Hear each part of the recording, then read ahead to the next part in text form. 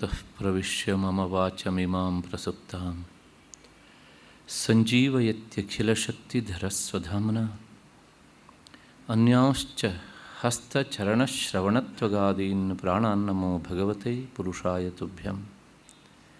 या वर्णपदवाक्यार्थगद्यपद्यस्वरूपिणी वाचि नर्तयतु क्षिप्रं मेधां देवी सरस्वती। सर्ववेदान्तसिद्धान्तगोचरं तमगोचरं गोविन्दं परमानन्दं सद्गुरुं प्रणतोऽस्म्यहं। श्रुतिस्मृतिपुराणानाम् आलयं करुणालयं नमामि भगवत्पादं शङ्करं लोकशङ्करं।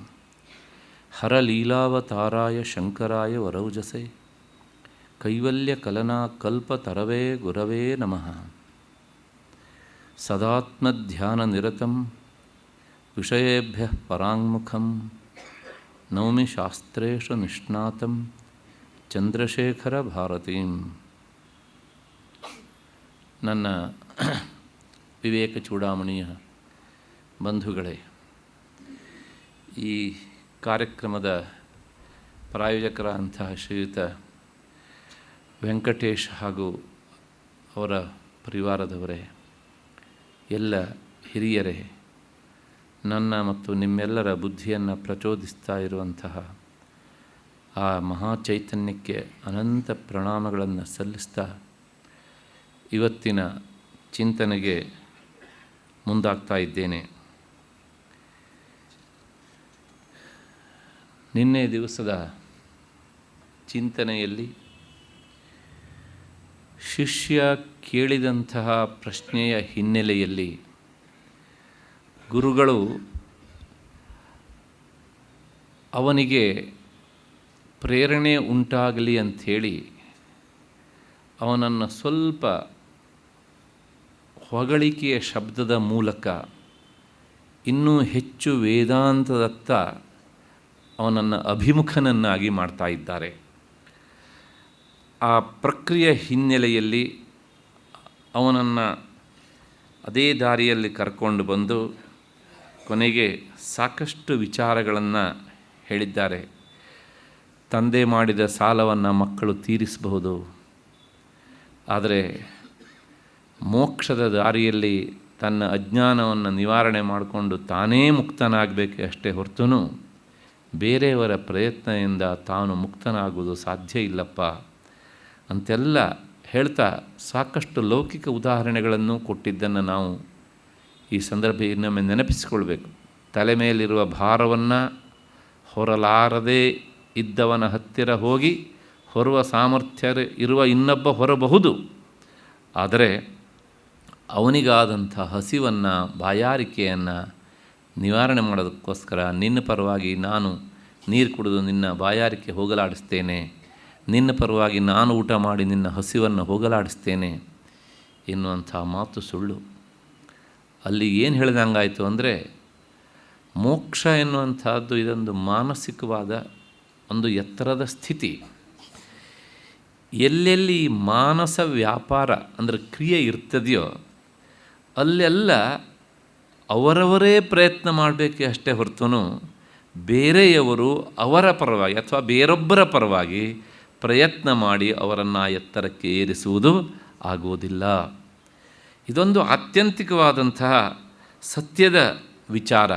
ಆ ಹಿನ್ನೆಲೆಯಲ್ಲಿ ಹೀಗೆ ಹೇಳ್ತಾ ಬಂದಂತಹ ಗುರುಗಳು, ಹಾಗಿದ್ದರೆ ಆತ್ಮಜ್ಞಾನ ಅಂದರೆ ಮೋಕ್ಷ ಹೇಗಾಗುತ್ತೆ ಕೇಳಿದರೆ ಅದು ಕೇವಲ ಯೋಗಶಾಸ್ತ್ರದಿಂದಲೂ ಸಿದ್ಧಿಸೋದಿಲ್ಲ, ಮತ್ತು ಸಾಂಖ್ಯದಿಂದಲೂ ಆಗೋದಿಲ್ಲ, ಕೇವಲ ಕರ್ಮದಿಂದಲೂ ಆಗೋದಿಲ್ಲ, ಉಪಾಸನೆಗಳಿಂದಲೂ ಆಗೋದಿಲ್ಲ ಅಂತ ಹೇಳಿ ಒಂದು ಮಾತನ್ನು ಹೇಳ್ತಾರೆ. ಈ ಬ್ರಹ್ಮಾತ್ಮೈಕ್ಯತ್ವ ಬೋಧದಿಂದಲೇ ಬ್ರಹ್ಮ ಆತ್ಮ, ಆತ್ಮ ಬ್ರಹ್ಮ ಐಕ್ಯತ್ವ ಬೋಧ, ಇದರಿಂದಲೇ ಆ ಮೋಕ್ಷ ಎನ್ನುವಂಥದ್ದು ಸಿದ್ಧಿಸ್ತದೆ ಎನ್ನುವಂಥ ಮಾತನ್ನು ಗುರುಗಳು ಹೇಳಿದರು. ಇಲ್ಲಿವರೆಗೆ ನಮ್ಮ ವಿಚಾರ ಬಂದು ನಿಂತಿತ್ತು. ಈ ಪ್ರಶ್ನೆಯನ್ನು ಕೇಳಿದಾಗ ನಮಗೆ ಸಂಶಯ ಬರುತ್ತೆ ಅಂಥೇಳಿ ನಾನು ಆ ಯೋಗದಿಂದ ಮೋಕ್ಷ ಹೇಗೆ ಆಗುವುದಿಲ್ಲ, ಸಾಂಖ್ಯದಿಂದ ಹೇಗೆ ಆಗುವುದಿಲ್ಲ, ಕೇವಲ ಕರ್ಮದಿಂದಲೂ ಹೇಗೆ ಆಗುವುದಿಲ್ಲ, ಉಪಾಸನೆಯಿಂದಲೂ ಹೇಗೆ ಆಗುವುದಿಲ್ಲ ಅಂತ ಹೇಳಿದ್ದೇನೆ. ಅಂದ ಮಾತ್ರಕ್ಕೆ ಇವುಗಳು ಮೋಕ್ಷಕ್ಕೆ ಕಾರಣ ಅಲ್ಲ ಅಂತಲ್ಲ, ಇವು ಮೋಕ್ಷಕ್ಕೆ ಸಹಕಾರಿ ಕಾರಣ. ಅಂದರೆ ನೇರ ಕಾರಣ ಅಲ್ಲ. ನೇರ ಕಾರಣ ಜ್ಞಾನ ಮಾತ್ರ. ಆ ಜ್ಞಾನಕ್ಕೆ ಇವೆಲ್ಲ ಒಂದಕ್ಕೊಂದು ಕಾರಣ. ಇದನ್ನು ಸಹಕಾರಿ ಕಾರಣ ಅಂತ ಕರೀತಾರೆ. ಆ ನೆಲೆಯಲ್ಲಿ ಯೋಗವು ಮೋಕ್ಷಕ್ಕೆ ಪರ್ಯಾಯ ರೂಪದಿಂದ ಸಹಕಾರಿ ಕಾರಣದಿಂದ ಕಾರಣ ಆಗ್ತದೆ, ಆದರೆ ನೇರವಾಗಿ ಅಲ್ಲ. ಹಾಗೆಯೇ ಸಾಂಖ್ಯ ಅಂತೂ ಅದು ಹೊರ ಪ್ರಪಂಚದ ವಿಚಾರವನ್ನು ಹೇಳುತ್ತೆ, ಹಾಗಾಗಿ ಅದು ಕಾರಣ ಆಗೋದೇ ಇಲ್ಲ ಯಾವ ದೃಷ್ಟಿಯಲ್ಲೂ ಸಹ. ಇನ್ನು ಕರ್ಮವೂ ಸಹ ಕಾಮ್ಯಕರ್ಮಗಳು ಆಗೋದಿಲ್ಲ. ನಿತ್ಯಕರ್ಮ ನಮ್ಮ ಮನಸ್ಸಿನ ಕೊಳೆಯನ್ನು ತೊಳಿತದಾದ್ದರಿಂದ ಆ ಕೊಳೆ ಅಳಿದಾಗ ಮನಸ್ಸು ಶುದ್ಧವಾದಾಗ ಶುದ್ಧವಾದ ಮನಸ್ಸಿನಲ್ಲಿ ಆತ್ಮವಸ್ತುವಿನ ಪ್ರತಿಫಲನ ಆಗ್ತದೆ. ಹಾಗಾಗಿ ಮನಸ್ಸನ್ನು ಶುದ್ಧಗೊಳಿಸುವ ದೃಷ್ಟಿಯಿಂದ ನಿತ್ಯಕರ್ಮ ಕಾರಣ ಆಗ್ತದೆ. ಹಾಗಾಗಿ ಅದು ಸಹ ಪರಂಪರೆಯ ಕಾರಣ. ಇನ್ನು ಉಪಾಸನೆ ಅದು ಎರಡು ರೀತಿಯಲ್ಲಿ. ಒಂದು, ನಮಗೆ ಇಷ್ಟವಾದಂತಹ ಲೌಕಿಕ ಫಲಗಳನ್ನು ಕೊಡುವಂತಹ ಸಾಮಾನ್ಯ ದೇವತೆಗಳನ್ನು ಉಪಾಸಿಸುವುದು ಒಂದು. ಇದರಿಂದ ಲೌಕಿಕ ಕಾಮನೆಗಳು ಈಡೇರಬಹುದು ಅಷ್ಟೇ. ಆದರೆ ಬ್ರಹ್ಮೋಪಾಸನೆಯನ್ನು ಮಾಡುವುದುಂಟು. ಅಂದರೆ ಕೇವಲ ಸಗುಣ ಬ್ರಹ್ಮ ಧ್ಯಾನವನ್ನು ಮಾಡುವಂತಹದ್ದುಂಟು. ಇದರಿಂದಲೂ ನೇರ ಮೋಕ್ಷ ಆಗುವುದಿಲ್ಲ. ಅಲ್ಲಿ ಆ ಶ್ಲೋಕದಲ್ಲಿರುವಂತಹ ಆ ಪೂರ್ವಾರ್ಧದ ಕೊನೆಯ ಶಬ್ದ ಉಂಟು ನೋಡಿ, ನ ವಿದ್ಯೆಯ ಅಂತ. ಅಲ್ಲಿ ವಿದ್ಯೆ ಅನ್ನೋದಕ್ಕೆ ವಿದ್ಯೆ ಅಂದರೆ ಉಪಾಸನೆ ಅಂತ ಅರ್ಥ. ಇದು ಹೇಗೆ ಕಾರಣ ಆಗುವುದಿಲ್ಲ ಅಂದರೆ, ಉಪಾಸನೆಯನ್ನು ಮಾಡ್ತಾ ಇರುವಂಥ ವ್ಯಕ್ತಿಯ ಮರಣಕಾಲದಲ್ಲಿ ಆ ಉಪಾಸ್ಯ ದೇವತೆ ಅವನಿಗೆ ಪ್ರತ್ಯಕ್ಷಳಾಗ್ತಾಳಂತೆ. ಕೊನೆಯ ಕಾಲದಲ್ಲಿ ಅವನು ಬ್ರಹ್ಮೋಪಾಸಕನಾದದ್ದಿದ್ದರೆ ಅವನಿಗೆ ಆ ಸಗುಣ ಬ್ರಹ್ಮದ ಕಲ್ಪನೆ ಬರುತ್ತೆ.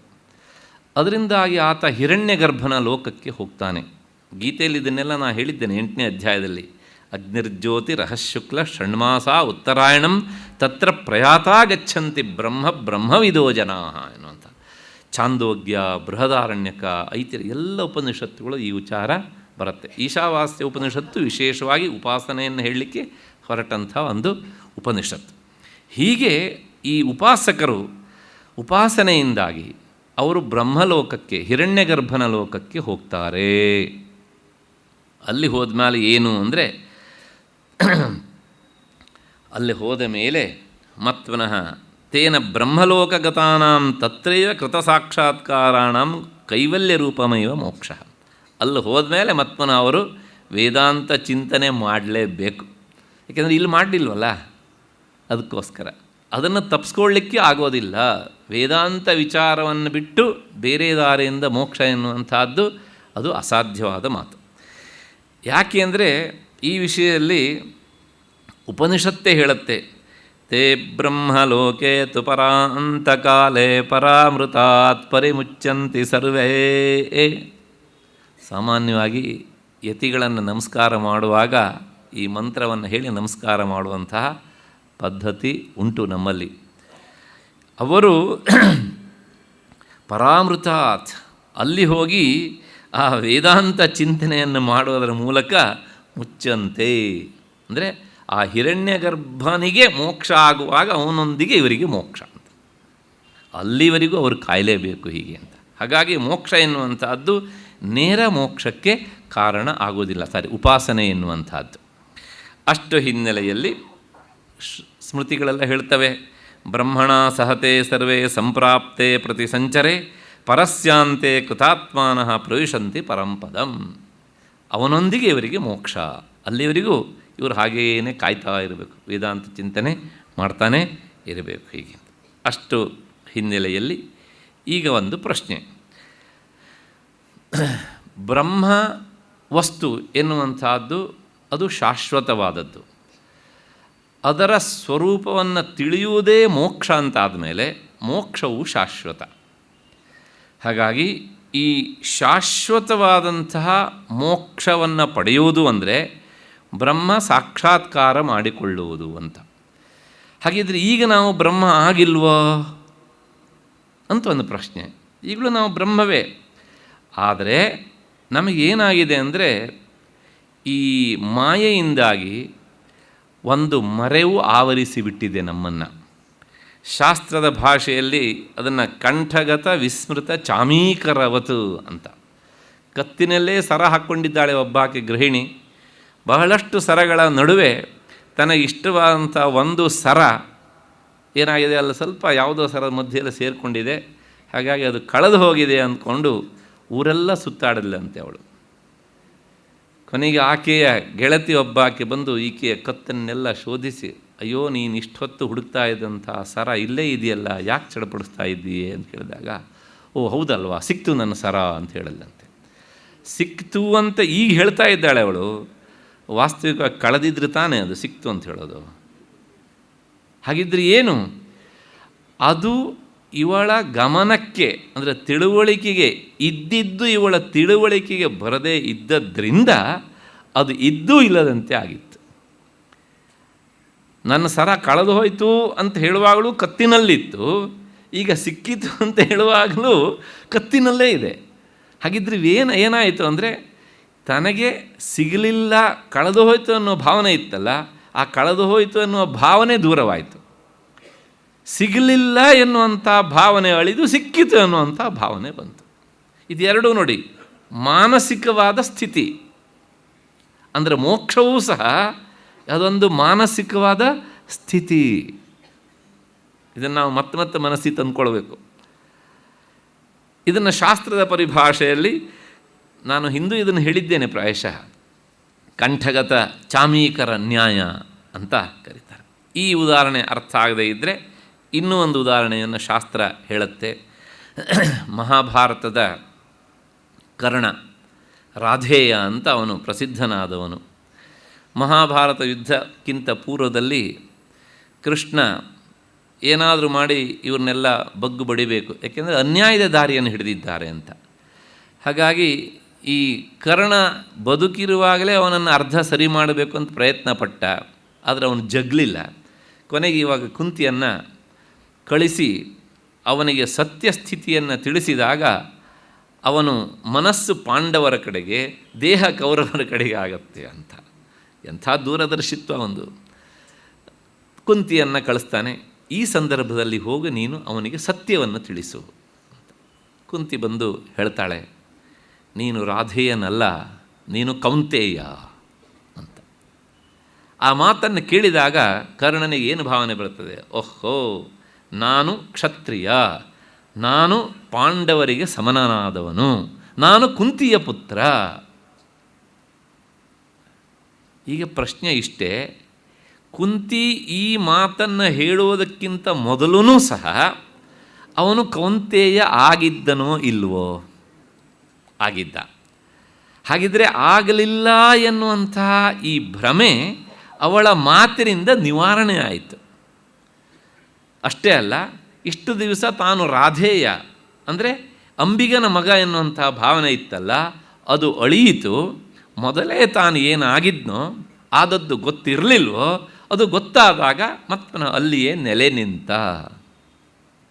ಹಾಗೆ ನಾವೆಲ್ಲರೂ ಬ್ರಹ್ಮಸ್ವರೂಪದವರೇ ಆದ್ರೂ ಸಹ ನಮಗೆ ಕುಂತಿ ಅಂಥವಳು ಬಂದು ನೀನು ಕೌಂತೇಯ ಅಂತ ಇನ್ನೂ ಯಾರು ಹೇಳುವವರು ಬಂದಿಲ್ಲ. ಅಥವಾ ಆ ಗೆಳತಿ ಹಾಗೆ ಕತ್ತಲ್ಲಿರುವ ಸರ ಇಲ್ಲೇ ಇದೆ ನೋಡು ಅಂತ ತೋರಿಸುವವರೂ ಬಂದಿಲ್ಲ. ಅವರೇ ಗುರುಗಳು ಅಂತ, ಬೇರೆ ಯಾರೂ ಅಲ್ಲ.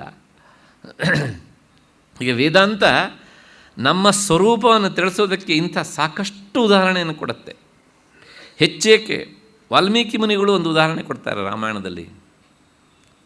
ಅಯೋಧ್ಯ ಯುದ್ಧಕಾಂಡದಲ್ಲಿ ರಾಮ ಒಂದು ಮಾತು ಹೇಳ್ತಾನೆ. ಏನು ಅಂದರೆ, ಆತ್ಮಾನಂ ಅನುಷಮ್ಮನ್ಯೇ ರಾಮಂ ಸತ್ಯಪರಾಕ್ರಮಂ ಅಂತ. ರಾಮ ಆತ್ಮಾನಂ ಅನುಷಮ್ಮನ್ಯೇ, ನಾನು ದಶರಥ ಕೌಸಲ್ಯರ ಮಗ, ನಾನು ಮನುಷ್ಯ ಅಂತ ಹೇಳಿದ. ಹೌದು, ಅವನು ಮನುಷ್ಯ ಲೋಕಕ್ಕೆ ಬಂದ ಮೇಲೆ ಮನುಷ್ಯನಂತೆ ಇದ್ದ. ಆದರೆ ನಿಜ ರೂಪದಲ್ಲಿ ಯಾರು ಅಂದರೆ ಕೊನೆಗೆ ಆ ಶ್ರೀರಾಮನ ನಿರ್ಯಾಣಕ್ಕಿಂತ ಪೂರ್ವದಲ್ಲಿ ಸ್ವತಃ ಚತುರ್ಮುಖನೇ ಬಂದು ಒಂದು ಮಾತನ್ನು ರಾಮನನ್ನು ಕುರಿತು ಹೇಳ್ತಾನೆ. ಏನು ಅಂದರೆ,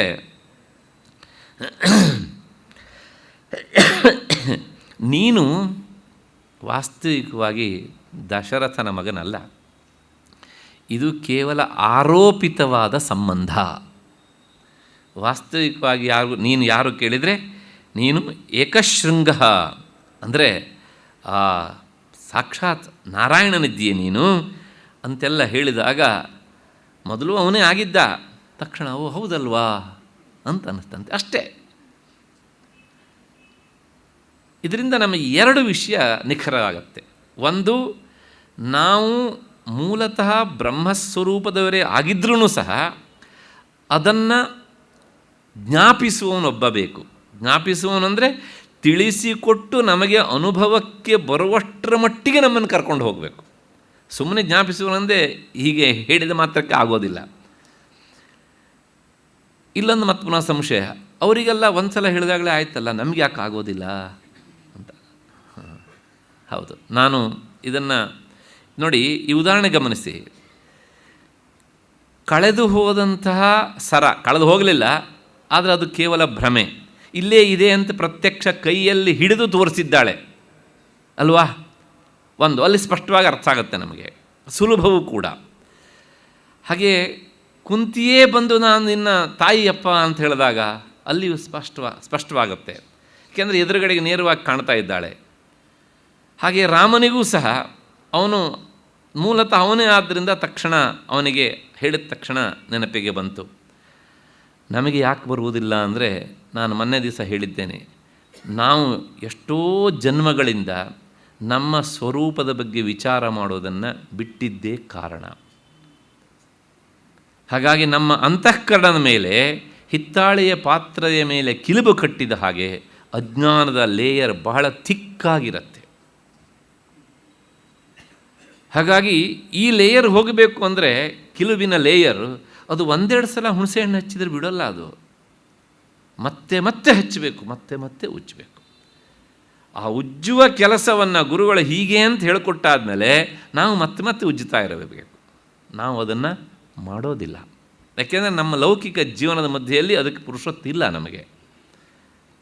ಅಷ್ಟು ಹಿನ್ನೆಲೆಯಲ್ಲಿ ಕೇಳಿದ ತಕ್ಷಣಕ್ಕೆ ನಮಗೂ ಒಂದು ಸಲ ಕನಸುತ್ತೆ, ಕ್ಷಣಕಾಲ ವಿಚಾರ ಮಾಡಿ. ನಾವೆಲ್ಲರೂ ಸುಳ್ಳು ನಮ್ಮ ಹೆಸರನ್ನು ಹೇಳ್ತೇವಲ್ಲ, ಅಡ್ರೆಸ್ ಕೊಡ್ತೇವಲ್ಲ. ಡ್ರೆಸ್ ಸರಿಯಾಗಿದ್ದರೂ ನಮ್ಮ ಅಡ್ರೆಸ್ಸನ್ನು ಭಾಳ ಚೆನ್ನಾಗಿ ಕೊಡ್ತೇವೆ ನಾವು ಅಲ್ವಾ? ಅದರ ಗಾಢ ನಿದ್ರಾವಸ್ಥೆಯಲ್ಲಿ ನಾವು ಏನಾಗಿದ್ವಿ,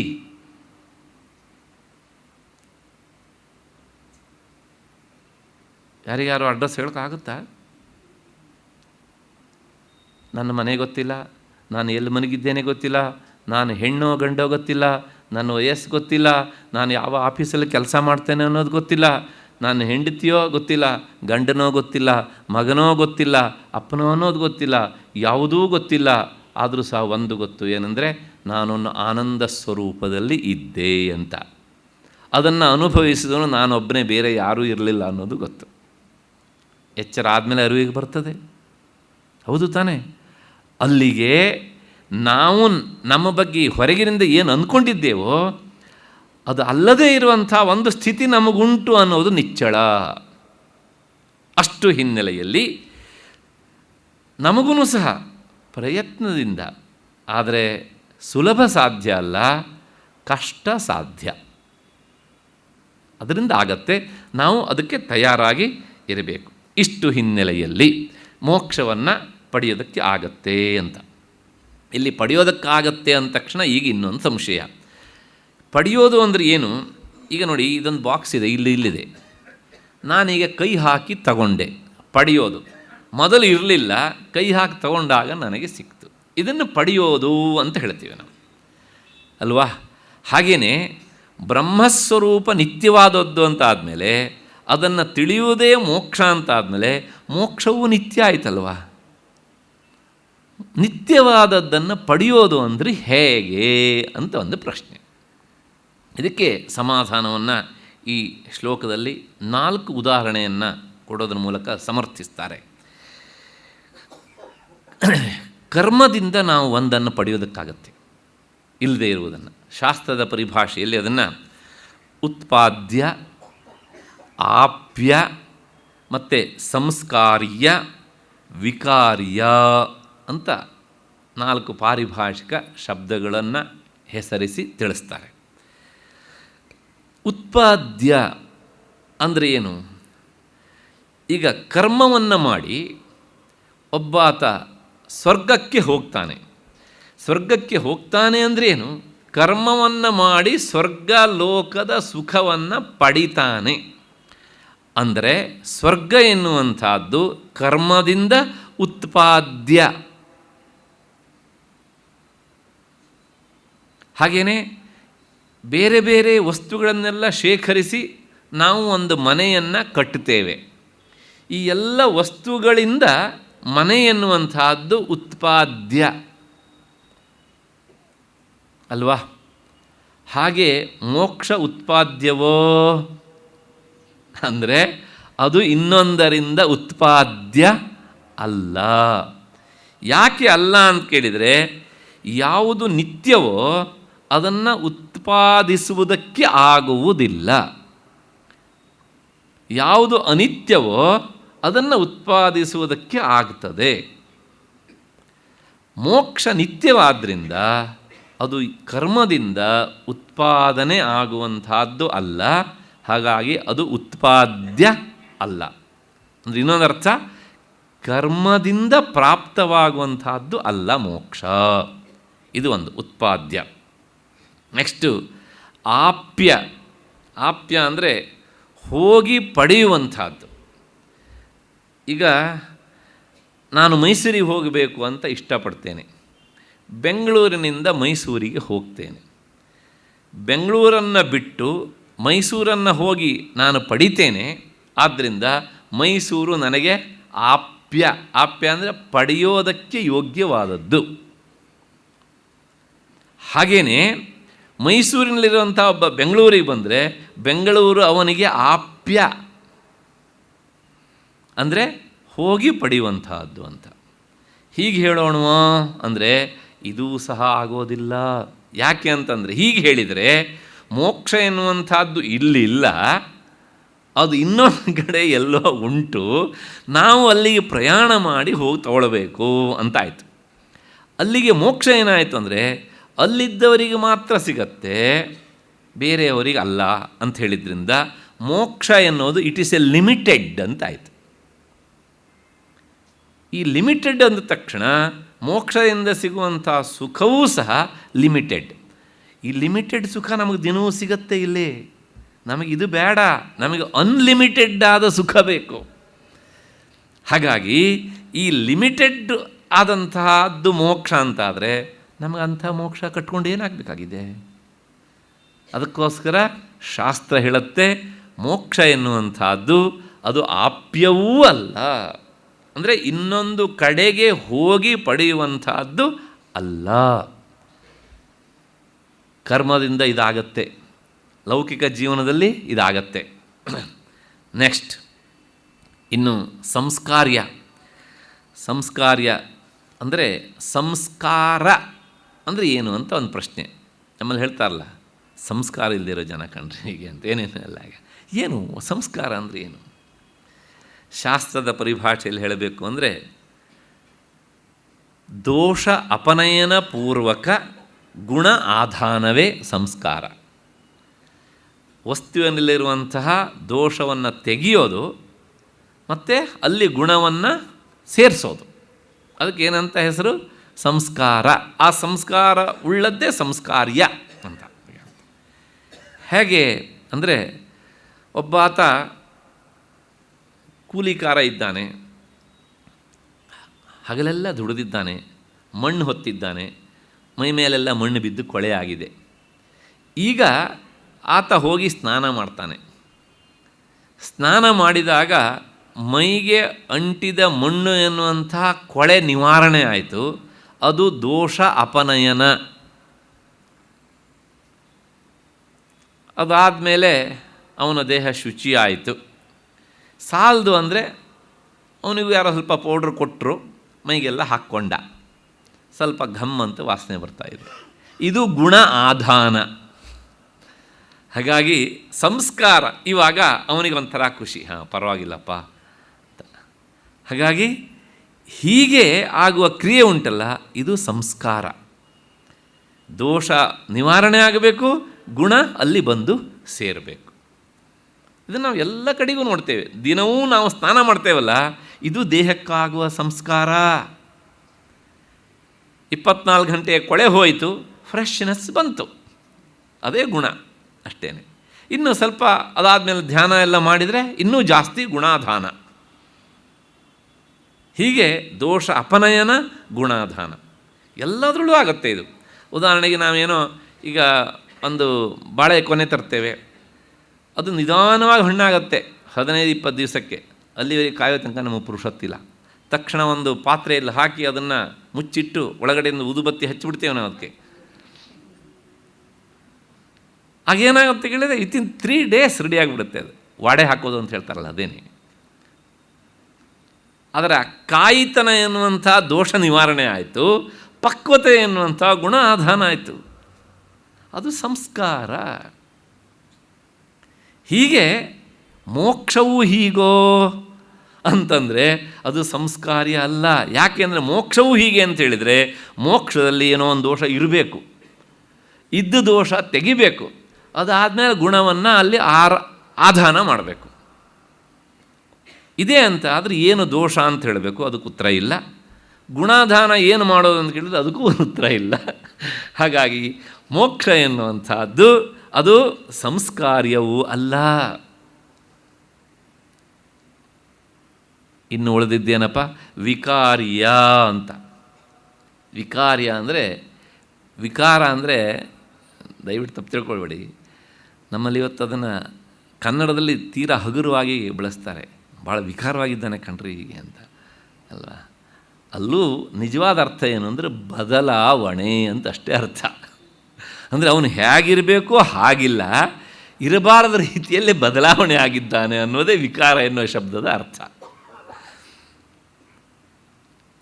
ಹೇಗೆ ಅಂದರೆ ನೋಡಿ, ಅಕ್ಕಿ ಇದೆ.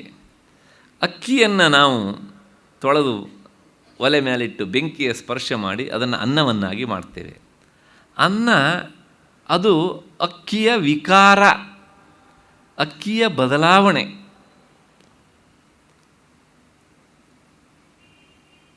ಹಾಗೆ ಮಣ್ಣನ್ನು ನಾವು ಮಡಿಕೆಯನ್ನಾಗಿ ಮಾಡ್ತೇವೆ. ಆ ಮಡಿಕೆ ಎನ್ನುವುದು ಮಣ್ಣಿನ ವಿಕಾರ. ಇಲ್ಲಿ ಒಂದು ಗಮನಿಸಬೇಕು ನಾವು, ಎಲ್ಲೆಲ್ಲಿ ವಿಕಾರ ಉಂಟಾಗುತ್ತೋ ಅಲ್ಲೆಲ್ಲ ಬೇರೆ ಅದರ ಒಂದು ಸಂಬಂಧ ಉಂಟಾಗುತ್ತೆ. ಅಕ್ಕಿ ಅನ್ನ ಆಗುವಾಗ ಬೆಂಕಿಯ ಸಂಬಂಧ ಅಲ್ವಾ, ಹಾಗೆಯೇ ಮಣ್ಣು ಮಡಿಕೆ ಆಗುವಾಗ ಕುಂಬಾರನ ಸಂಬಂಧ ಎಲ್ಲ ಉಂಟಾಗುತ್ತೆ. ಆದರೆ ಮೋಕ್ಷ ಆಗುವಾಗ ಬೇರೆ ಯಾರಾದರೂ ಬಂದು ಬದಲಾವಣೆ ಮಾಡ್ತಾರೋ? ನೋ.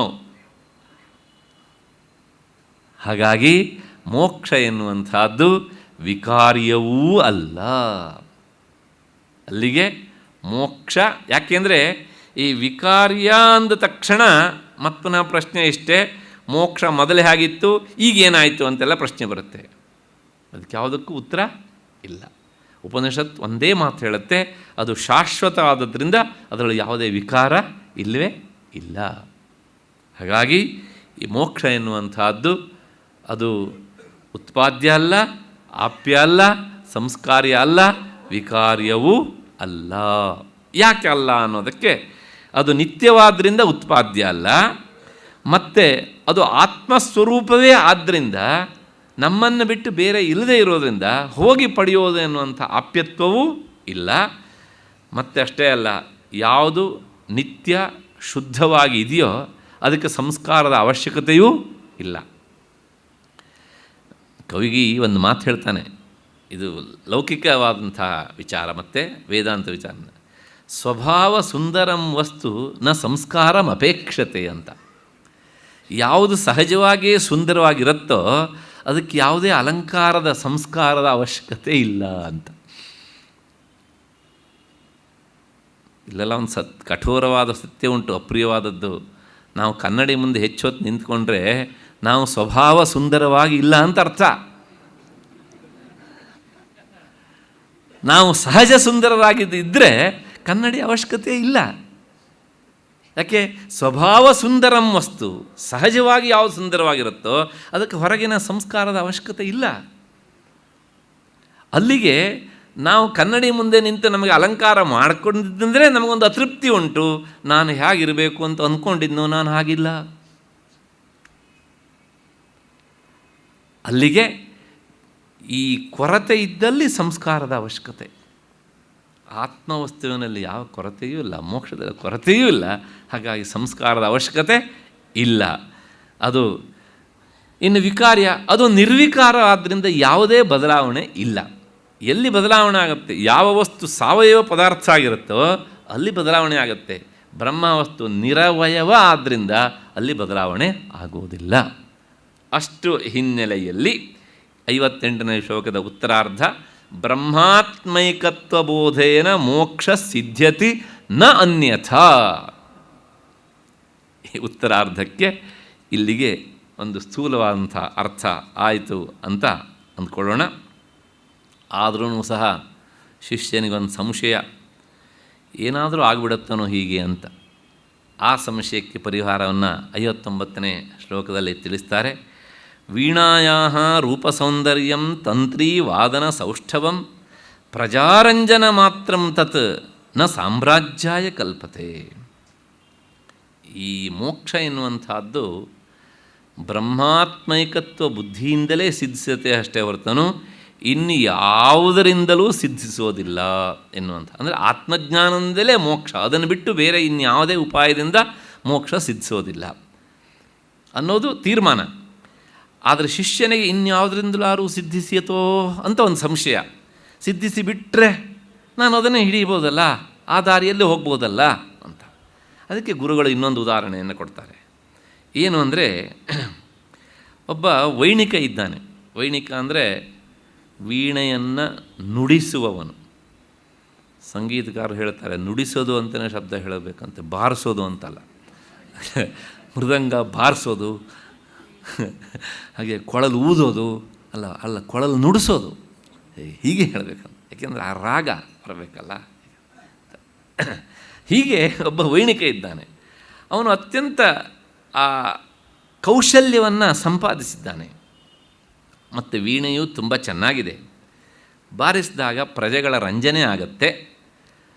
ಇಷ್ಟು ಮಾತ್ರದಿಂದ ಅವನಿಗೆ ಸಾಮ್ರಾಜ್ಯ ಸಿಗತ್ತೋ ಅಂತ ಪ್ರಶ್ನೆ. ಇಷ್ಟು ಶ್ಲೋಕದ ಶಬ್ದಶಃ ಅರ್ಥ. ಈಗ ನೋಡೋಣ. ವೀಣಾಯಾಃ ರೂಪಸೌಂದರ್ಯಂ. ಸಾಮಾನ್ಯವಾಗಿ ಈ ಸಂಗೀತದ ಇನ್ಸ್ಟ್ರುಮೆಂಟ್ಗಳಲ್ಲೆಲ್ಲ ಸುಂದರವಾದಂಥ ಒಂದು ವಸ್ತು ವೀಣೆ. ಸಾಲದ್ದಕ್ಕೆ ಸರಸ್ವತಿಯ ಕೈಯಲ್ಲಿ ಓಲಾಡ್ತಾ ಇರುವಂಥದ್ದು, ದಕ್ಷಿಣಾಮೂರ್ತಿಯ ಕೈಯಲ್ಲೂ ಅದು ಉಂಟು ಹೀಗೆ ಅಂತ. ಕೇವಲ ಶಾರದೆ ಕೈಯಲ್ಲಿ ಮಾತ್ರ ಅಲ್ಲ, ದಕ್ಷಿಣಾಮೂರ್ತಿ ಕೈಯಲ್ಲೂ ವೀಣೆ ಉಂಟು.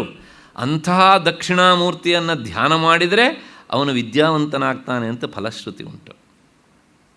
ಹೀಗೆ ವೀಣೆ ಅತ್ಯಂತ ಒಂದು ಸುಂದರವಾದಂಥ ಸಂಗೀತದ ಸಾಮಗ್ರಿ.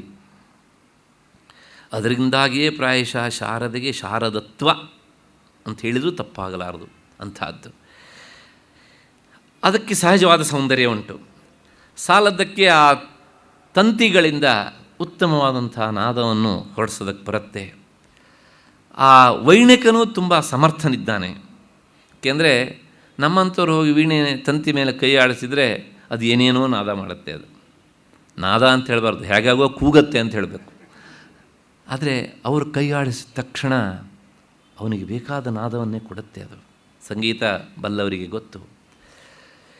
ಹೀಗೆ ಇದರಿಂದ ಏನಾಗುತ್ತೆ ಅಂದರೆ ಪ್ರಜಾರಂಜನೆ ಆಗತ್ತೆ. ಸಂಗೀತಗಾರನ್ನು ಹೊಗಳ್ಬೋದು, ಎಷ್ಟು ಚೆನ್ನಾಗಿ ನುಡಿಸ್ತಾನೆ ಹೀಗೆ ಅಂತ, ವೀಣೆ ಎಷ್ಟು ಚೆನ್ನಾಗಿದೆ ಅಂತ ಹೊಗಳ್ಬೋದು. ಪ್ರಜೆಗಳಿಗೆ ಆ ಸಂಗೀತ ಕಚೇರಿಯಲ್ಲಿ ಕುಳಿತವರಿಗೆ ಸಂತೋಷ ಆಗುತ್ತೆ. ಅಷ್ಟು ಮಾತ್ರದಿಂದ ಸಂಗೀತಗಾರನಿಗೆ ಈ ಕಲೆ ಗೊತ್ತಿದೆ ಅಂದ ಮಾತ್ರಕ್ಕೆ ಅವನನ್ನು ತೆಗೆದುಕೊಂಡು ಹೋಗಿ ರಾಜನನ್ನಾಗಿ ಯಾರೂ ಮಾಡುವುದಿಲ್ಲ. ಯಾಕೆಂದರೆ ರಾಜನಾಗುವ ಅರ್ಹತೆ ಅವನಿಗಿಲ್ಲ, ವೈಣಿಕನಾಗುವ ಅರ್ಹತೆ. ಅಲ್ಲಿಗೇನು ಹೇಳಿದಾಗಾಯಿತು, ಒಂದು ಕ್ಷೇತ್ರದಲ್ಲಿ ಅರ್ಹತೆ ಇದ್ದ ಮಾತ್ರಕ್ಕೆ ಇನ್ನೊಂದು ಕ್ಷೇತ್ರದಲ್ಲಿ ಅವನ ಅರ್ಹ ಆಗುವುದಕ್ಕೆ ಸಾಧ್ಯತೆ ಕಡಿಮೆ ಇಲ್ಲ. ಹಾಗಾಗಿ ಹಾಗಾಗುವಂತಿದ್ದರೆ ಸಂಗೀತಗಾರರೆಲ್ಲರೂ ಸಹ ಮಹಾರಾಜರಾಗಬೇಕಿತ್ತು, ಅಥವಾ ಶಾಸ್ತ್ರ ಓದ್ದವರೆಲ್ಲರೂ ಮಹಾರಾಜರಾಗಬೇಕಿತ್ತು. ಇಲ್ಲ, ಇದರಿಂದ ಏನಾಗುತ್ತೆ? ಪ್ರಜಾರಂಜನೆಯ ಸಾಮರ್ಥ್ಯ ಉಂಟು, ಆದರೆ ಅವನಿಗೆ ಸಾಮ್ರಾಜ್ಯವನ್ನು ಆಳುವ ಸಾಮರ್ಥ್ಯ ಇಲ್ಲ. ಆದರೆ ನಮ್ಮಲ್ಲಿ ಏನಾಗಿದೆ ಅಂದರೆ, ಒಂದು ದುರ್ದೈವ, ಒಂದು ಕ್ಷೇತ್ರದಲ್ಲಿ ಪರಿಶ್ರಮ ಪಟ್ಟ ಕೂಡಲೇ ಅವನು ಎಲ್ಲ ಕ್ಷೇತ್ರದಲ್ಲೂ ಸರ್ವಜ್ಞ ಅಂತ ಗುರುತಿಸುವಂಥ ಒಂದು ಕ್ರಮ ಬಂದುಬಿಟ್ಟಿದೆ. ಹಾಗಾಗಿ ದಿನವೂ ನಾವು ಪತ್ರಿಕೆಗಳಲ್ಲಿ ನೋಡ್ತೇವೆ ನೋಡಿ, ಒಬ್ಬೊಬ್ಬರು ಹುಚ್ಚುಚ್ಚಾಗಿ ಸ್ಟೇಟ್ಮೆಂಟ್ ಕೊಡೋದು ನೋಡಿದರೆ ಈ ಸರ್ವಜ್ಞರು ಅಂತ ಕರೆಸ್ಕೊಂಡಂಥ ಮೂರ್ಖರೇ ಆಗಿರ್ತಾರೆ ಅಂತ ಗೊತ್ತಾಗುತ್ತೆ.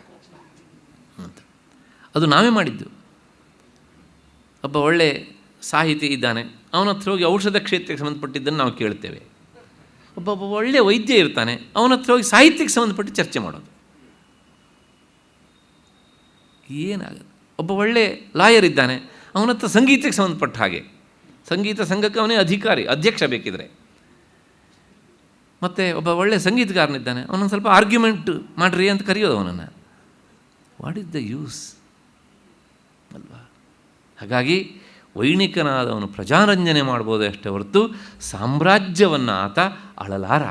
ಹಾಗೆಯೇ ಆತ್ಮಜ್ಞಾನವನ್ನು ಪಡೆದವನು ಮಾತ್ರ ಮುಕ್ತನಾಗಬಲ್ಲನೆ ಅಷ್ಟೇ ಹೊರತನು ಬೇರೆ ಕ್ಷೇತ್ರದ ಪಾಂಡಿತ್ಯದಿಂದ ಪರಿಣತಿಯಿಂದಾಗಿ ಮುಕ್ತನಾಗಲಾರ ಎನ್ನುವುದು ಈ ಮಾತಿನ ತಾತ್ಪರ್ಯ.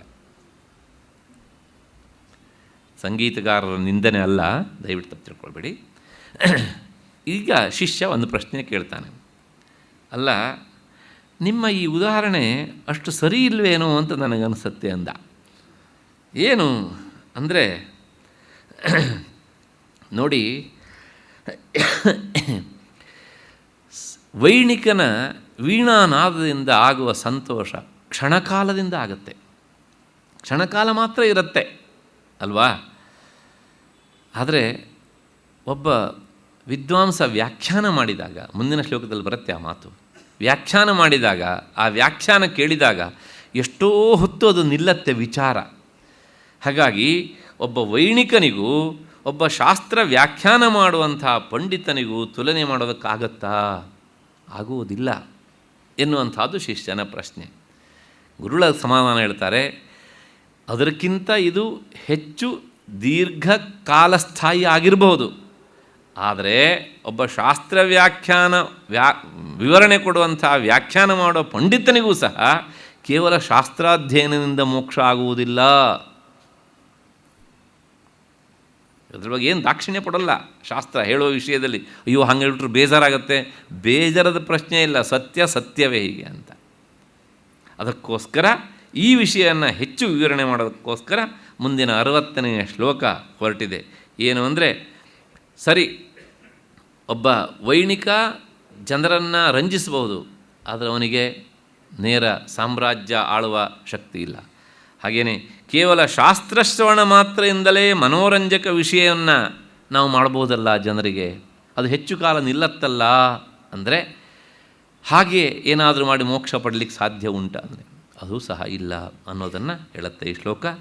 ಆ ಶಾಸ್ತ್ರ ವ್ಯಾಖ್ಯಾನದ ಬಗ್ಗೆ ಸಂಸ್ಕೃತ ಪಂಡಿತರೆಲ್ಲ ಈ ಶ್ಲೋಕವನ್ನು ಮತ್ತೆ ಮತ್ತೆ ಅಂದ್ಕೊಳ್ಬೇಕು. ನಮ್ಮಂಥವರು ವಾಗ್ವೈಖರಿ, ಶಬ್ದಝರಿ, ಶಾಸ್ತ್ರ ವ್ಯಾಖ್ಯಾನ ಕೌಶಲಂ, ವೈದುಷ್ಯಂ ವಿದುಷಾಂ ತದ್ವತ್ ಭುಕ್ತಯೇ ನತು ಮುಕ್ತಯೇ. ಎಂತಹ ಪ್ರಯೋಗ! ಇದರ ಶಬ್ದಶಃ ಅರ್ಥವನ್ನು ನೋಡಿ ಆಮೇಲೆ ನೋಡೋಣ. ವಾಗ್ವೈಖರಿ, ಮಾತಿನ ಚಮತ್ಕಾರ. ಶಬ್ದಝರಿ, ಮತ್ತು ಹೇಳೋದು ಬೇಡ, ಶಬ್ದಝರಿ ಅದೇ ಶಬ್ದನೇ ಇರಬೇಕು. ಶಾಸ್ತ್ರ ವ್ಯಾಖ್ಯಾನ ಮಾಡುವ ಕೌಶಲ, ಪಾಂಡಿತ್ಯ, ಇವೆಲ್ಲವೂ ಭುಕ್ತಯೇ, ಹೊಟ್ಟೆ ತುಂಬಿಕೊಳ್ಳೋದಕ್ಕೆ ಹೊರತುನು ನತು ಮುಕ್ತಯೇ, ಮೋಕ್ಷಕ್ಕಾಗಿ ಅಲ್ಲ.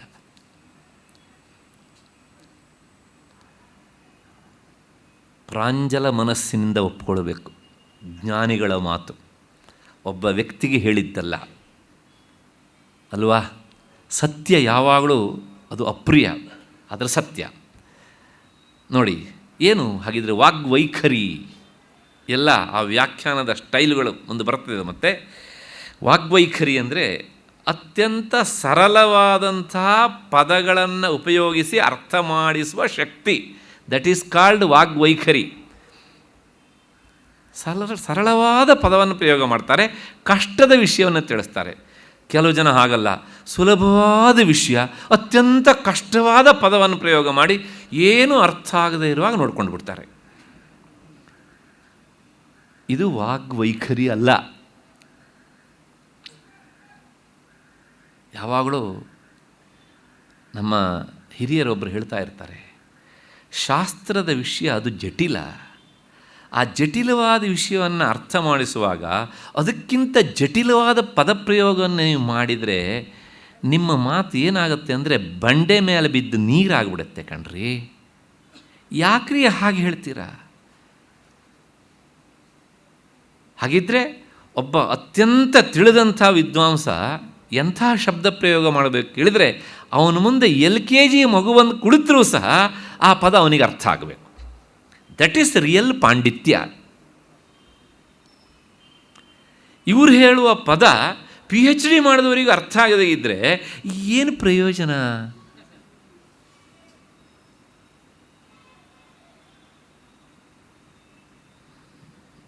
ನಮ್ಮ ಹಿರಿಯ ವಿದ್ವಾಂಸರು ದಿವಂಗತ ಮಹೋಮಹೋಪಾಧ್ಯಾಯ ರಂಗನಾಥ್ ಶರ್ಮರು ನಮ್ಮ ಕರ್ನಾಟಕ ರಾಜ್ಯದ ಒಬ್ಬ ಪ್ರಸಿದ್ಧ ವಿದ್ವಾಂಸನ ಬಗ್ಗೆ ಒಂದು ಮಾತು ಹೇಳಿದರು. ಏನು ಅಂದರೆ, ಅದು ಏನು ಪದ ಪ್ರಯೋಗವೋ, ಯಾರ ಸಮಾಧಾನಕ್ಕೋ, ಯಾತಕ್ಕೋ ಅಂತ ಇಷ್ಟೇ ಹೇಳಿದ್ದವರು. ಅಂದರೆ ಆ ಭಾಷೆಯ ಬಗ್ಗೆ ಅಷ್ಟು ಅತೃಪ್ತಿಯನ್ನು ಒಂದೇ ಸಲ ವ್ಯಕ್ತಪಡಿಸಿಬಿಟ್ರು. ಓದಿದಾಗ ಸಾಮಾನ್ಯ ವ್ಯಕ್ತಿಗೂ ಸಹ ಅದು ಅರ್ಥ ಆಗಬೇಕು. ವಿಷಯ ಎಷ್ಟೇ ಜಟಿಲ ಇರಲಿ, ಹಾಗೆ ಆ ಜಟಿಲತೆಯಿಂದ ಸುಲಭಕ್ಕೆ ತಂದುಕೊಡುವಂಥ ಶಬ್ದ ಸಂಪತ್ತುಂಟಲ್ಲ, ಅದು ನಿಜವಾದ ಪಾಂಡಿತ್ಯ, ಅದು ನಿಜವಾದ ವಾಗ್ವೈಖರಿ. ಹಾಗಾಗಿ ಹೀಗೆ ಆ ವಿಷಯವನ್ನು ತಿಳಿಸುವಂಥ ಸ್ಕಿಲ್ಲಿದ್ದು ಮಾತ್ರಕ್ಕೆ ಮೋಕ್ಷ ಸಿಗತ್ತೋ? ನೋ. ಹಾಗಿದ್ರೆ ಇದರಿಂದ ಏನು ಪ್ರಯೋಜನ? ಭುಕ್ತಯೇ ನತು ಮುಕ್ತಯೇ, ಎಲ್ಲದಕ್ಕೂ ಅನ್ವಯಿಸ್ಕೊಳ್ಬೇಕು ಅದನ್ನು ಅಂತ. ಅದರಿಂದ ಏನು ಪ್ರಯೋಜನ?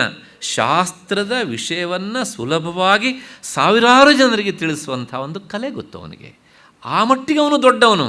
ಆದರೆ ಮುಕ್ತರ ಪಂಕ್ತಿಯಲ್ಲಿ ಅವನಿಗೆ ಸ್ಥಾನ ಇಲ್ಲ. ಒಂದು. ನೆಕ್ಸ್ಟ್ ಎರಡನೇದು ಶಬ್ದ ಝರಿ. ಶಬ್ದ ಝರಿ ಅಂದರೆ ನಿರರ್ಗಲವಾಗಿ ಪುಂಖಾನುಪುಂಖವಾಗಿ ಶಬ್ದವನ್ನು ಹೇಳ್ತಾ ಇರೋದು, ಮಾತನಾಡ್ತಾ ಇರೋದು. ಇದು ಒಂದು ಕಲೆಯೇ. ಕೆಲವು ಜನ ನೋಡಿ ಸ್ಟೇಜ್ ಮೇಲೆ ನಿಂತ್ಕೊಂಡು ಮಾತನಾಡ್ತಾರೆ. ಮೊದಲನೇ ಶಬ್ದ ಜನವರಿ ತಿಂಗಳಲ್ಲಿ ಹೇಳ್ತಾರೆ, ಎರಡನೇ ಶಬ್ದ ಹೇಳೋಷ್ಟೊತ್ತಿಗೆ ಫೆಬ್ರವರಿ ತಿಂಗಳು ಬಂದುಬಿಡುತ್ತೆ, ಮೂರನೇ ಶಬ್ದ ಬರೋಷ್ಟೊತ್ತಿಗೆ ಆ ವರ್ಷನೇ ಕಳೆದೋಗ್ಬಿಡುತ್ತೆ, ಇನ್ನು ನಾಲ್ಕನೇ ಶಬ್ದ ಹೇಳೋಷ್ಟೊತ್ತಿಗೆ ಮುಂದ್ಗಡೆ ಕುಳಿತವ್ರು ಯಾರೂ ಇರೋದೇ ಇಲ್ಲ ಅಲ್ಲಿ. ಯಾಕೆಂದರೆ ಆ ಪಾಟಿ ನಿಧಾನ. ಅವರಿಗೊಂದು ಭಾವನೆ ಇರುತ್ತೆ, ಹೇಗೂ ನನ್ನ ಮುಂದ್ಗಡೆ ಜನ ಕುಳಿತಿದ್ದಾರೆ, ನಾನು ಹೇಳಿದ್ದನ್ನೆಲ್ಲ ಹೇಗೆ ಹೇಳಿದ್ರೂ ಕೇಳ್ತಾರೆ. ನೋ. ಯಾಕೆಂದರೆ ಶ್ರೋತೃಗಳಿಗೆ ಏನು ಬೇಕೋ ಅದನ್ನು ಸರಿಯಾದ ಕ್ರಮದಲ್ಲಿ ಕೊಡಬೇಕು. ಹಾಗಾಗಿ ಪುಂಖಾನುಪುಂಖವಾಗಿ ಶಬ್ದಗಳನ್ನು ಬಳಸುವಂಥದ್ದಕ್ಕೆ ಶಬ್ದ ಝರಿ. ಇದರಿಂದ ಏನಾಗತ್ತೆ ಕೇಳಿದರೆ, ಮೊದಲನೇ ಶಬ್ದ ಹೇಳಿ ಎರಡನೇ ಶಬ್ದ ಬರೋಷ್ಟೊತ್ತಿಗೆ ಮೊದಲನೇ ಶಬ್ದ ಅರ್ಥ ಮರ್ತೋಗ್ಬಿಡುತ್ತೆ. ಆದರೆ ಒಂದಿಷ್ಟು ಅವನು ಚಮತ್ಕಾರವನ್ನು ಸೃಷ್ಟಿ ಮಾಡಬಲ್ಲ. ಇದರಿಂದ ಏನಾಯಿತು ಕೇಳಿದರೆ ಭುಕ್ತಯೇ ನತು ಮುಕ್ತಯೇ ಆಯಿತು. ಮೂರನೇದು ಶಾಸ್ತ್ರ ವ್ಯಾಖ್ಯಾನ ಕೌಶಲಂ. ಶಾಸ್ತ್ರ ವ್ಯಾಖ್ಯಾನ ಮಾಡುವಂಥ ಒಂದು ಕೌಶಲ ಅವನಿಗೆ ಸಿದ್ಧಿಸಿದೆ. ಶಾಸ್ತ್ರ ವ್ಯಾಖ್ಯಾನ ಮಾಡಬೇಕಿದ್ರೆ ಅದಕ್ಕೆ ಅದರದ್ದಾದ ಒಂದು ಕ್ರಮ ಉಂಟು. ಯಾವುದೇ ಒಂದು ವಿಷಯವನ್ನು ಹೇಳುವಾಗ, ಜಟಿಲವಾದ ವಿಷಯವನ್ನು ಹೇಳುವಾಗ, ಪಾಠ ಮಾಡುವಾಗ ಹೇಗೆ ಮಾಡಬೇಕು, ಪ್ರಾಚೀನರು ಅದಕ್ಕೊಂದು ಕ್ರಮ ಇಟ್ಟಿದ್ದಾರೆ. ಉದಾಹರಣೆಗೆ ಯಾವುದೋ ಒಂದು ಕಾಳಿದಾಸನ ಕಾವ್ಯವನ್ನು ಹೇಳ್ತಿದ್ದಾನೆ, ಆ ಶ್ಲೋಕಗಳು ಬರ್ತವೆ ಅಲ್ಲಿ, ವಿದ್ಯಾರ್ಥಿಗೆ ಅರ್ಥ ಮಾಡಿಸ್ಬೇಕಲ್ಲ. ಮೊದಲು ಏನು ಮಾಡಬೇಕು? ಪದಚ್ಛೇದ. ಅಲ್ಲಿ ಬಂದಂಥ ಎಲ್ಲ ಪದಗಳನ್ನು ಬಿಡಿಸಿ ಬಿಡಿಸಿ ಬಿಡಿಸಿ ಒಟ್ಟು ಈ ಶ್ಲೋಕದಲ್ಲಿ ಇಷ್ಟು ಪದಗಳಿವೆ ನೋಡಪ್ಪ ಅಂತ. ವಿದ್ಯಾರ್ಥಿ ಹೌದಲ್ಲ ಅಂತ ಕಂಡುಬಿಡ್ತಾನೆ. ಯಾಕೆ? ಮೊದಲೆಲ್ಲ ಅಂದ್ಕೊಂಡಿದ್ದ 4 ಸಾಲು ನೋಡಿ 4 ಪದ ಅಂತ ಅಂದ್ಕೊಂಡಿದ್ದ ಅವನು. ಇಲ್ಲ, ಒಂದೊಂದು ಸಾಲಲ್ಲಿ ಇಷ್ಟೆಲ್ಲ ಪದಗಳಿವೆ.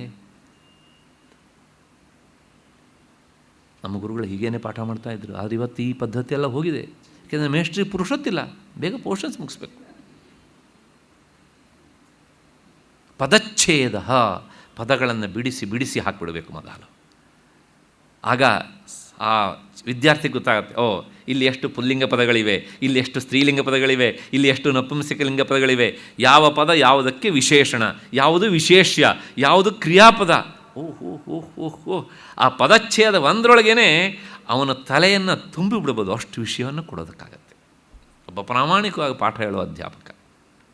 ಇದು ಮೊದಲನೇದು ಆ ವ್ಯಾಖ್ಯಾನ ಕ್ರಮದಲ್ಲಿ ಪದಚ್ಛೇದ. ಎರಡನೇದು ಪದಾರ್ಥೋಕ್ತಿ, ಪ್ರತಿಯೊಂದು ಶಬ್ದದ ಅರ್ಥವನ್ನು ಹೇಳುವಂಥದ್ದು. ಯಾವ ಶಬ್ದದ ಅರ್ಥವನ್ನು ಬಿಡಬಾರ್ದು. ನನಗೆ ಅರ್ಥ ಆಗಲಿಲ್ಲ ಅಂತ ಅದನ್ನು ಎಗರಿಸೋದಲ್ಲ, ಜಂಪ್ ಮಾಡೋದಲ್ಲ. ಪ್ರತಿಯೊಂದು ಪದಕ್ಕೂ ಅರ್ಥವನ್ನು ಹೇಳಬೇಕು, ಆಮೇಲೆ ಅದರ ಒಟ್ಟು ಅರ್ಥವನ್ನು ಹೇಳಬೇಕು. ಇದು ಪದಾರ್ಥೋಕ್ತಿ, ಇದು ಎರಡನೆಯ ಕೌಶಲ. ಮತ್ತು ಮೂರನೇದು ವಿಗ್ರಹ. ಅಲ್ಲಿ ಬರುವಂಥ ಎಷ್ಟೆಷ್ಟು ಸಮಸ್ತ ಪದಗಳಿವೆಯೋ ಎಲ್ಲಕ್ಕೂ ವಿಗ್ರಹ ಅಂದರೆ ಸಮಾಸ ಮಾಡಿ ಮಾಡಿ ತೋರಿಸ್ತಾ ಹೋಗಬೇಕು. ಇಷ್ಟೆಲ್ಲ ಪಾಠ ಮಾಡ್ತಾ ಇದ್ದರೆ ಒಂದು ಶ್ಲೋಕ ಹೇಳೋಷ್ಟೊತ್ತಿಗೆ ಹೆಚ್ಚಿಗೆ ಅಲ್ಲ, ಮಿನಿಮಮ್ 1 ತಾಸು ಬೇಕಾಗುತ್ತೆ. ಆದರೆ ಒಬ್ಬ ವಿದ್ಯಾರ್ಥಿಗೆ ಏನು ಬೇಕೋ ಅದಷ್ಟೂ ಸಿಗತ್ತೆ ಅಲ್ಲೇನೇ ಸಹ. ಅದಕ್ಕೋಸ್ಕರ ನಮ್ಮಲ್ಲಿ ಈ ಪದ್ಧತಿಯಲ್ಲಿ ಹಿಂದೆ ಪಾಠ ಮಾಡ್ತಿದ್ರು. 5 ಕಾವ್ಯಗಳನ್ನು ಓದೋಷ್ಟೊತ್ತಿಗೆ ಅವನು ದೊಡ್ಡ ಪಂಡಿತನಾಗ್ತಿದ್ದ. 5 ಪಂಚಮಹಾಕಾವ್ಯ ಓದಿದ ಅಂದರೆ ಉದ್ದಾಮ ಪಂಡಿತ ಅಂತ.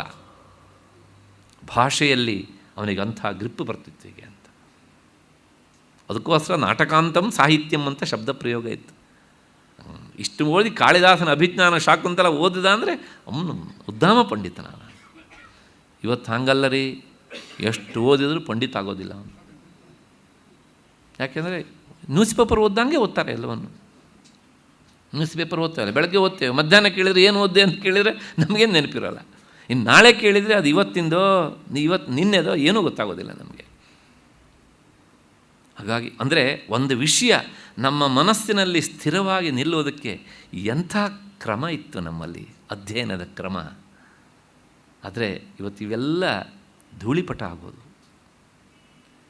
ಹೀಗೆ ವಿಗ್ರಹ, ಒಂದು ಶ್ಲೋಕದಲ್ಲಿ ಬರುವಂಥ ಎಲ್ಲ ಸಮಸ್ತ ಪದಗಳಿಗೂ ವಿಗ್ರಹವನ್ನು ಮಾಡಿ ತೋರಿಸಿದರೆ ಎಷ್ಟೆಷ್ಟು ಸಮಾಸ ಇದೆ ಅನ್ನೋದು ಗೊತ್ತಾಗ್ಬಿಡುತ್ತೆ. ಇದು ತತ್ಪುರುಷವೋ, ಇದು ಬಹುವ್ರೀಹಿಯೋ, ಇದು ಅವ್ಯಯಭಾವೋ, ಇದು ದ್ವಂದ್ವವೋ, ಇದು ಕರ್ಮಧಾರೆಯೋ, ಯಾವುದಪ್ಪ ಇದು? ಹಾಗಾಗಿ ಆ ಭಾಷೆಯನ್ನು ಬಿಡಿಸಿ ಬಿಡಿಸಿ ಹೋಗ್ತಾ ಇದ್ದರೆ ಎಲ್ಲೆಲ್ಲದ ಒಂದು ಸಂತೋಷ. ಅದು ಸಂಸ್ಕೃತ ಭಾಷೆಗೆ ಮಾತ್ರ, ಬೇರೆ ಭಾಷೆಗಳಲ್ಲೆಲ್ಲ ಅದೆಲ್ಲ ಇಲ್ವಲ್ಲ ಹೀಗೆ ಅಂತ. ಆಯಿತು, ಇದು ಮೂರನೇದು ವಿಗ್ರಹ. ಮತ್ತು ನಾಲ್ಕನೇದು ವಾಕ್ಯಯೋಜನ. ವಾಕ್ಯಯೋಜನ ಅಂದರೆ ಎಲ್ಲೋ ಒಂದು ಪದ ಇರುತ್ತೆ, ಇಲ್ಲಿರುತ್ತೆ. ಗೀತೆಯಲ್ಲಿ ಪದೇ ಪದೇ ಇಂಥದ್ದನ್ನು ನಾವು ನೋಡ್ಕೊಂಡು ಹೋಗಿದೆ ನೋಡಿ. ಈ ಶ್ಲೋಕದಲ್ಲಿ ಈ ಪದ ಇಲ್ಲಿದೆ, ಆದರೆ ಅದಕ್ಕೆ ಬೇಕಾದ ಕ್ರಿಯಾಪದ ಕೊನೆಯಲ್ಲಿದೆ, ಅದನ್ನು ಇಲ್ಲಿಗೆ ತಂದು ಹೊಂದಿಸಿಕೊಳ್ಬೇಕು, ಆಗ ಒಂದು ವಾಕ್ಯ ಆಗ್ತದೆ ಅಂತ. ವಾಕ್ಯಯೋಜನ ಅಂತ. ಕೆಲವು ಸಲ ಏನಾಗುತ್ತೆ ಅಂದರೆ, ನಮ್ಮ ಲೌಕಿಕ ಭಾಷೆಯಲ್ಲಿ ಹೇಳಬೇಕು ಅಂದರೆ, ಆ ಅಕ್ಕಪಕ್ಕದಲ್ಲಿ ಇರಬೇಕಂಥ ಪದಗಳು 1 ಕಿಲೋಮೀಟ್ರ್ ಅಂತದಲ್ಲಿ ಇರ್ತವೆ. ಅದು ಗೊತ್ತಾಗದೆ ಅಂದರೆ ನಮಗೆ ಏನು ಮಾಡಿದ್ರು ಅರ್ಥ ಆಗೋದಿಲ್ಲ. ಆ ಸ್ಕಿಲ್ ಗೊತ್ತಾಗ್ಬಿಟ್ರೆ ಓಹೋ ಈ ಪದವನ್ನು ಇಲ್ಲಿ ಹಾಕ್ಕೊಂಡ್ರೆ ಛಕ್ ಅಂತ ಅರ್ಥ ಆಗುತ್ತೆ. ಈಗ ಅದು ಆ ವಾಕ್ಯ ಯೋಜನ. ಅದೆಲ್ಲ ಗುರುಮುಖದಿಂದ ಬರುವಂಥದ್ದು ಮೊದಲು. ಇದು ನಾಲ್ಕನೇದು. ಮತ್ತು ಐದನೇದು ಆಕ್ಷೇಪಸ್ಯ ಸಮಾಧಾನಂ. ಆ ಶ್ಲೋಕದಲ್ಲಿ ಯಾವುದೋ ಒಂದು ವಿಚಾರವನ್ನು ಹೇಳ್ತಾರೆ, ಆ ವಿಚಾರದ ಮೇಲೆ ಒಂದು ಆಕ್ಷೇಪ ಎದ್ದು ಬಿಡುತ್ತೆ. ಆ ಆಕ್ಷೇಪಕ್ಕೆ ಸಮಾಧಾನವನ್ನು ಹೇಳಬೇಕು. ಬರೀ ಆಕ್ಷೇಪವನ್ನು ಮಾತ್ರ ಹೇಳಿಬಿಟ್ಬಿಡೋದಲ್ಲ. ಪೂರ್ವ ಪಕ್ಷ ಮಾಡಿ ಬಿಟ್ಬಿಟ್ಟು ಸಿದ್ಧಾಂತ ನಂಗೆ ಗೊತ್ತಿಲ್ಲಪ್ಪ ಅಂದರೆ ವಾಟ್ ಈಸ್ ದ ಯೂಸ್? ವಿದ್ಯಾರ್ಥಿ ಸಂಶಯ ಕೇಳ್ತಾನೆ, ಹೌದಪ್ಪ ಸಂಶಯ ಇದೆ, ಉತ್ತರ ನಂಗೆ ಗೊತ್ತಿಲ್ಲ ಅಂದರೆ ಏನು ಪ್ರಯೋಜನ? ಹೀಗೆ ಪದಚ್ಛೇದ, ಪದಾರ್ಥೋಕ್ತಿ, ವಿಗ್ರಹ, ವಾಕ್ಯಯೋಜನ, ಆಕ್ಷೇಪಸ್ಯ ಸಮಾಧಾನಂ, ವ್ಯಾಖ್ಯಾನಂ ಪಂಚಲಕ್ಷಣಂ. ಒಂದು ವ್ಯಾಖ್ಯಾನಕ್ಕೆ 5 ರೀತಿಯ ಲಕ್ಷಣ. ಈ ಶ್ಲೋಕಕ್ಕೆ ಬರಬೇಕು. ವಾಗ್ವೈಖರಿ, ಶಬ್ದಝರಿ, ಶಾಸ್ತ್ರವ್ಯಾಖ್ಯಾನ ಕೌಶಲಂ. ಇವೆಲ್ಲವೂ ಸಹ ಮತ್ತು ವೈದುಷ್ಯ, ಪಾಂಡಿತ್ಯ. ಇದರಿಂದ ಏನಾಗುತ್ತೆ ಕೇಳಿದರೆ ಭುಕ್ತಯೇ ನತು ಮುಕ್ತಯೇ. ಇವೆಲ್ಲವೂ ಸುಖಕ್ಕೆ, ಹೊಟ್ಟೆ ತುಂಬಿಕೊಳ್ಳೋದಕ್ಕೆ ಆಗತ್ತೆ ಅಷ್ಟೇ ಹೊರತೂ ಸಹ ಮೋಕ್ಷಕ್ಕಾಗಿ ಆಗುವುದಿಲ್ಲ. ಹಾಗಾಗಿ ಕೇವಲ ಶಾಸ್ತ್ರ ಪಾಂಡಿತ್ಯ ಇದ್ದು ಮಾತ್ರಕ್ಕೆ ಇದ್ದವರಿಗೆಲ್ಲರಿಗೂ ಮೋಕ್ಷ ಆಗತ್ತೆ ಅನ್ನೋದಿಲ್ಲ. ಇದು ಭಗವತ್ಪಾದರು ಹೇಳಿದಂತಹ ಮಾತು. ಇಲ್ಲಿಗೆ 60 ಶ್ಲೋಕ ಆಯಿತು. ಇವತ್ತು 7:15 ಮಾತ್ರ ಅಂತ ಸೂಚನೆ ಕೊಟ್ಟಿದ್ದಾರೆ. ಹಾಗಾಗಿ ಇಲ್ಲಿಗೆ ನಿಲ್ಲಿಸ್ಕೊಳ್ಳೋಣ. ಇದರ ಮೇಲೆ ಮತ್ತು ಪುನಃ ಶಿಷ್ಯನಿಗೆ ಸಂಶಯ ಬರುತ್ತೆ. ಒಂದು ಕ್ಷಣ ದಯವಿಟ್ಟು ಈ 4 ದಿನಗಳ ಕಾಲ ಈ ಕಾರ್ಯಕ್ರಮಕ್ಕೆ ಪ್ರಾಯೋಜಕರಾಗಿರುವಂತಹ ಶ್ರೀಯುತ ವೆಂಕಟೇಶ್ ಅವರು ಯಾವ ಉದ್ದೇಶದಿಂದ ಇದನ್ನು ನೆರವೇರಿಸ್ತಾ ಇದ್ದಾರೋ ಅವರಿಗೆ ಆ ಪರಮಾತ್ಮ ಅವರ ಇಷ್ಟಾರ್ಥವನ್ನು ಈಡೇರಿಸಲಿ ಅಂತ ನಾನು ಪ್ರಾರ್ಥಿಸ್ತೇನೆ. ಒಂದು. ಮತ್ತು ಎರಡನೇದಾಗಿ ಶ್ರೀಯುತ ಮೋಕ್ಷಗುಂಡಂ ಚಂದ್ರಶೇಖರ ಅವರು ಮತ್ತು ಶ್ರೀಮತಿ ಸುಧಾ ಅವರು ನನಗೆ ಈ ರಾಂಕವ ಶಾಲನ್ನೆಲ್ಲ ಹೊದಿಸಿ ನನಗೆ ಏನೇನೋ ಮಾಡಿದ್ದಾರೆ. ಎಲ್ಲೋ ಒಂದು ಕಡೆಗೆ ನನಗೆ ಅಳುಕು ಕಾಡ್ತಾ ಇದೆ. ಇಷ್ಟೆಲ್ಲ ಅವರು ಮಾಡ್ತಾ ಇದ್ದಾರೆ, ಯಾರ್ಯಾರೋ ಏನೇನೋ ಕೊಡ್ತಾರೆ, ಆದರೆ ನಾನೇನು ಕೊಡ್ತಾ ಇದ್ದೇನೆ? ಹಾಗಾಗಿ ನಾನು ಕೊಡ್ತಾ ಇರುವಂಥ ನಾನಲ್ಲ, ಈ ಕೃತಿ ಕೊಡ್ತಾ ಇರೋದು. ಹಾಗಾಗಿ ನಾನು ಏನೂ ಕೊಡದೇ ಇದ್ದಂಥ ನನಗೆ ಯಾಕೆ ಅವರು ಈ ಸನ್ಮಾನ ಎಲ್ಲ ಮಾಡಿ ಈ ಫಲಗಳನ್ನೆಲ್ಲ ಕೊಟ್ಟರು ನನಗೆ ಗೊತ್ತಿಲ್ಲ. ಆದರೂ ಸಹ ಒಂದು ಹೇಳ್ತೇನೆ, ಒಂದು ವಸ್ತುವನ್ನು ಕೊಡುವಾಗ ಕೊಡುವವರಿಗೆ ಬೇಸರ ಆಗಬಾರ್ದು ಎನ್ನುವ ದೃಷ್ಟಿಯಿಂದ ಒಪ್ಕೊಳ್ಳುವಂತಹದ್ದು ಕರ್ತವ್ಯ. ಆ ಹಿನ್ನೆಲೆಯಲ್ಲಿ ಅದನ್ನು ನಾನು ಒಪ್ಕೊಂಡಿದ್ದೇನೆ. ಭಗವಂತ ಅವರಿಗೆ ಆಯುರಾರೋಗ್ಯ ಐಶ್ವರ್ಯವನ್ನು ಕೊಡಲಿ. ಅದಕ್ಕಿಂತ ಹೆಚ್ಚಿಗೆ ಅವರ ಇಷ್ಟಾರ್ಥ ಏನೋ ಅದನ್ನು ಈಡೇರಿಸಲಿ ಅಂತಷ್ಟೇ ನಾನು ಪ್ರಾರ್ಥಿಸ್ತೇನೆ. 4 ದಿನಗಳ ಕಾಲ ಕುಳಿತು ಆಲಿಸಿದ್ದೀರಿ. ಮತ್ತು ವಿವೇಕ ಚೂಡಾಮಣಿ ಜೊತೆಗೆ ನೀವು ಬರ್ತಾ ಇದ್ದೀರಿ ಮಾನಸಿಕವಾಗಿ. ಹಾಗಾಗಿ ಮತ್ತು ನಿಮಗೆಲ್ಲರಿಗೂ ಸಹ ನಾನು ಕೃತಜ್ಞತೆಯನ್ನು ಹೇಳ್ತಾ ಇದ್ದೇನೆ. ಮತ್ತು 4ನೇದಾಗಿ ಇದಕ್ಕೆ ಕಾರಣವಾದಂಥ ಸಂಸ್ಥೆ, ಪ್ರತಿ ಸಲವೂ ಈ ಮಾತನ್ನು ಹೇಳಬೇಕು. ಯಾಕೆಂದರೆ ಹಾಗೆ ಹೇಳದೇ ಇದ್ದರೆ ಎಲ್ಲೋ ಒಂದು ಕಡೆಗೆ ನಾನು ಚ್ಯುತಿ ಮಾಡಿದ ಹಾಗೆ. ಯಾಕೆಂದರೆ ನೀವು ಬಂದು ಕುಳಿತುಕೊಂಡು ಕೇಳೋದಕ್ಕೆ, ನಾನು ಹೇಳೋದಕ್ಕೆ ಮಾಧ್ಯಮ ಸಂಸ್ಥೆ. ಅದರೊಳಗೂ ಸಹ DVಜಿಯವರ 125ನೇ ವರ್ಷದ ಸಂಸ್ಮರಣೆ ಸಂದರ್ಭದಲ್ಲಿ ಸಂಸ್ಥೆ ವಿಶಾಲವಾಗಿ ಬೆಳೆದಂಥ ಸಂದರ್ಭದಲ್ಲಿ ಅಧ್ಯಾತ್ಮ ವಿಚಾರವನ್ನು ಮಾಡೋದಕ್ಕೆ ಅವಕಾಶ ಮಾಡಿಕೊಟ್ಟಂಥ ಈ ಸಂಸ್ಥೆಗೆ ಗೌರವ ಕಾರ್ಯದರ್ಶಿಯಾದಂಥ ಶ್ರೀಯುತ ರಾಮಸ್ವಾಮಿಗಳವರಿಗೆ ಮತ್ತು ಶ್ರೀಯುತ ರಾಮು ಅವರಿಗೆ ನಾನು ಅನಂತ ಕೃತಜ್ಞತೆಗಳನ್ನು ಸಲ್ಲಿಸ್ತೇನೆ. ಈ 4 ದಿನಗಳ ಈ ನನ್ನ ಚಿಂತನೆಯನ್ನು ನನ್ನ ಮತ್ತು ನಿಮ್ಮೆಲ್ಲರ ಒಳಗಿರುವಂತಹ ಆ ಚೈತನ್ಯ ಸ್ವರೂಪದ ಪರಮಾತ್ಮನಲ್ಲಿ ಸಮರ್ಪಿಸ್ತಾ ನನ್ನ ಮಾತಿಗೆ ಪೂರ್ಣ ವಿರಾಮವನ್ನು ಹೇಳ್ತಾ ಇದ್ದೇನೆ. ಎಲ್ಲರಿಗೂ ನಮಸ್ಕಾರ.